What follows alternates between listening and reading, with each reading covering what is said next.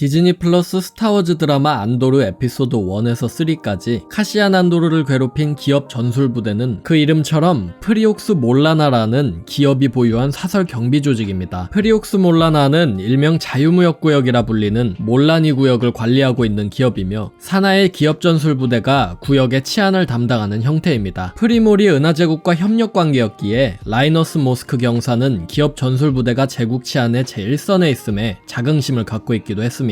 하지만 제국 지역사령부에 직접 보고를 올리는 하이네 경감의 입을 통해서 기업의 윗선들은 제국이 기업 활동에 개입하는 것을 좋아하지 않음이 드러납니다. 이 때문에 하이네 경감은 시릴칸 경위가 올린 사건 보고를 축소하는 등의 소극적인 대응을 했다가 제국 보안국에 털리기도 했습니다. 프리옥스 몰라나의 윗선이 걱정하던 것은 치안을 문제 삼아서 제국이 기업 활동에 개입하는 것이었습니다. 당시 제국은 힘을 키우면서 독립기업들을 점차 국유화하고 있었는데요. 제국이 기업을 국유화시키는 건 클론전쟁과도 연관이 되어 있습니다. 클론전쟁기 당시 독립행성계 연합의 중추를 이룬 것이 기업이기 때문이었습니다. 은하공화국 시절에는 기업들이 독립되어서 자유경제를 펼쳤는데 기업 하나가 국가의 규모를 이루는 수준이었습니다. 공화국의 영토 확장에 기업의 영향력이 커지자 기업은 정계에도 목소리를 냈는데요. 의회에 의석을 갖고 있는 무역연합이 바로 대표적인 예시였습니다. 그러나 이렇게 규모를 키운 기업들은 공화국이 자신들의 이윤 추구에 제재를 걸려하자 클론전쟁에서 독립행성계 연합에 가담했고 대중에게는 연합이 가입한 것은 지도부 일부의 단독 결정이라며 양면적인 모습을 보이며 중립으로 남아 공화국 의석을 유지하면서 이익을 취했습니다. 클론전쟁이 끝나고 공화국의 뒤를 이은 제국은 경제와 산업을 중앙 집권하고자 대기업들을 국유화 혹은 제국화했습니다. 기업의 자산을 몰수해 제국의 이익을 추구하기 위한 것이었죠. 이미 클론전쟁기에 범은하 금융조합을 흡수한 공화국의 후신 제국은 전쟁이 끝나자마자 가장 먼저 독립행성계 연합에 가담했던 무역연합, 기술조합, 법인연합 등의 전범기업 연합체들을 모두 해체시켜서 흡수하였고 위러프 타킨 총독은 분리주의자 잔당들과 기업들이 모여서 기업구역을 형성하자 공화국 시절처럼 기업이 정부에 반항하지 못하도록 구역 일부를 무력으로 점거하여서 제국의 힘을 보여줬습니다. 클론전쟁 당시에 공화국의 편에 섰던 사이에나 함대 시스템, 쿠앗 드라이브 야드, 코렐리안 공업, 인컴 등은 제국의 협력기업으로 남아 자리를 지켰습니다만 이런 기업들도 국유화에서 자유롭진 않았습니다. CR라인 코르벳들이나 YT라인 화물선들을 생산한 코렐리안 공업과 그 회사가 자리한 코렐리아 행성의 공장들은 영화 한솔로 스타워즈 스토리를 통해서 모두 제국의 영향권에 들어갔음을 확인할 수 있고 로그원 스타워즈 스토리 즈음에는 헤드헌터 전투기와 아크 전투기, 엑스윙과 유윙으로 유명한 인컴사도 제국의 국유화된 상태였습니다. 특히 인컴사의 경우에는 신제품이었던 유윙을 생산하는 가운데 국유화가 되면서 유윙 전투기는 소수만이 생산되어 은하계에서 찾아보기 힘든 기체가 되었습니다. 다만 타이 전투기와 스타 디스트로이어 등을 생산한 사이에나와 쿠앗은 자산을 지키는 것은 물론 제국의 전폭적인 지원까지 받았는데 이들이 만든 기체가 제국 육군과 해군의 주축을 이룬 덕분이었습니다. 사이에나사는 은하 외곽 곳곳에 지사를 설립했고 쿠앗사는 파산한 민간 우주선 조선소인 갤로프리 야드를 인수해서 그 자산을 모두 가져가기도 했습니다. 마찬가지로 유명한 폰도 행성의 조선소는 이제큐터호의 건조 작업에 복잡하게 얽혀 있었던 덕분에 운 좋게 국유화를 피할 수 있었는데요. 캐논에서는 시퀄 시점에 카일로 렌이 폰더 조선소를 흡수시켜버리면서 사실상 국유화나 다름없는 취급을 받았습니다. 오늘의 영상은 여기까지입니다. 채널 구독하기와 영상 좋아요, 후원은 제게 큰 힘이 됩니다.